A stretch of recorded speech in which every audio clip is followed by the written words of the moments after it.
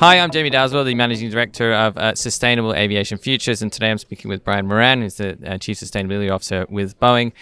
Brian was one of the speakers at the Congress this morning. I'm really delighted to be able to chat to him a little bit more about their sustainability strategy. So welcome, Brian. Can we kick things off perhaps just by introducing yourself and your role within Boeing, please? Yeah, I get to serve as Chief Sustainability Officer. Been doing that for about 6 months. I was on the sustainability team leading our global work around policies and partnership for the last 3. I've been with Boeing for 24 years coming up now, so long-time Boeing employee, and this is probably one of the coolest jobs I've ever had in the company. Fantastic. Thanks so much. And I think one of the key questions I wanted to ask you personally as an organizer of this Congress is, what are Boeing looking to achieve by joining us here at the conference over the 3 days? Yeah, look, I got to commend you for the convening power that you have and bringing in regulators, fuel producers, OEMs, other interested parties, and it's really exchanging views on how do we see, we all have the same goal, and it's decarbonizing by the middle of the century, but how we get there, the different, points of emphasis. And what's nice about this conference is we get to bring those out and debate them a little bit, and some really nice deep dives in the breakout sessions too. Yeah, we're always delighted to have OEMs join us because it's fantastic to get your perspective as well as the SAF producers and the airlines who always tend to take up a lot of the airspace. Talking about OEMs, as an OEM, and what is Boeing's role when it comes to SAF specifically?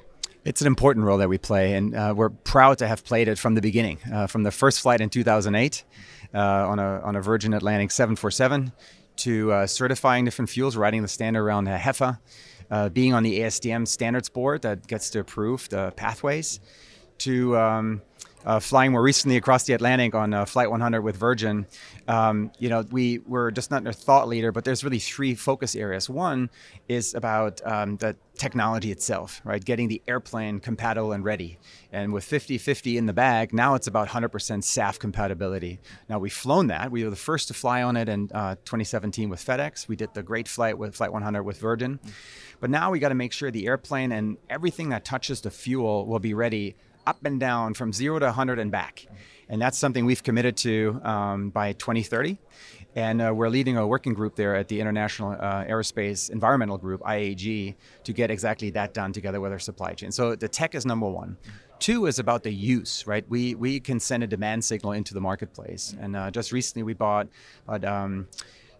somebody confused me with tons today. So it's 35 million liters, about 33,000 tons, I believe, of SAF. That doesn't sound like a lot for an airline, but for us, that's 20% of our own fuel use. So that sends a demand signal. It's taking our money in our hands and stimulating the market, if you will. And then third, it's about partnerships. It's about regional collaborations. From a recent study we released in Japan on feedstock availability and pathway potential in Japan, to partnering with the Wagner's Corporation in Australia to scale SAF there, to Sky Energy right here in town and helping them with their facility in the Pacific Northwest. New partnerships, informing policy, whether that's in Brussels or in the Jet Zero Council in the UK.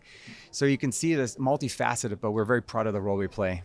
Yeah, an incredible role that you are playing, I think, in terms of getting involved in so many different aspects of the sector. I think looking at maybe broader strokes here, I mean, what is Boeing's general sustainability strategy? Look, it starts with we support the industry goal of decarbonizing by 2050. And I just walked through a little bit what we do on SAF and on renewable energy in particular. But when you take a step back, it's really about the transparency required and the data necessary to make smart choices about how we get from here to there. And Cascade is a total climate impact model that we developed together with MIT, with Cambridge, the Whittle Lab, with NASA, and with IATA.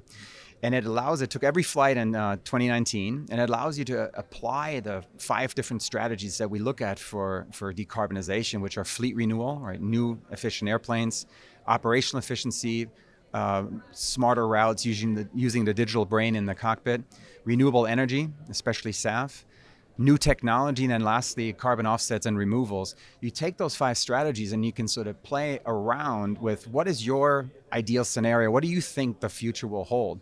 And importantly, it lets you look at what's your assumption around the total climate impact based on the source of hydrogen? Is it green or not? Because today, 98% of hydrogen isn't green. What's the source of electricity as you think about a more electric architecture? And you see different sort of scenarios play out. And I encourage all your viewers to go to cascade.boeing.com. There isn't a proprietary data point in there. It allows you to play with it and really forecast where the future may take us.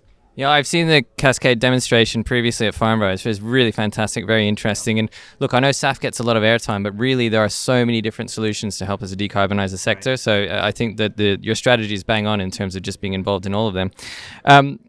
Moving on to sort of talking about collaboration in the sector, a panel discussion you recently participated in talked about radical collaboration across the value chain to achieve the 2050 decarbonisation goals.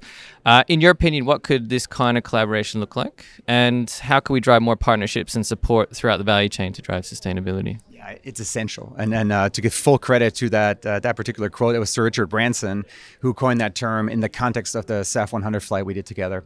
But when we talk about collaboration, it's really bringing four really important sectors together to solve this hard problem. And that's the aviation sector, of course, OEMs and the airlines, the energy sector, both, I'll say, traditional energy companies and the new energy companies.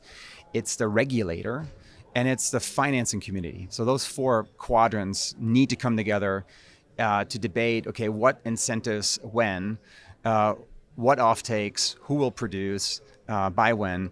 And so we did that together at one of our own forums, Sustainable Aerospace Together Forum. We're going to do another one of those here in October. We're going to do it in Montreal this time, bringing exactly those four quadrants together to keep moving the ball down the field. Because I actually, and I said this on the panel, I actually feel quite optimistic about where we're headed. You see policy emerge. I think regulators are listening, and there's real momentum behind it.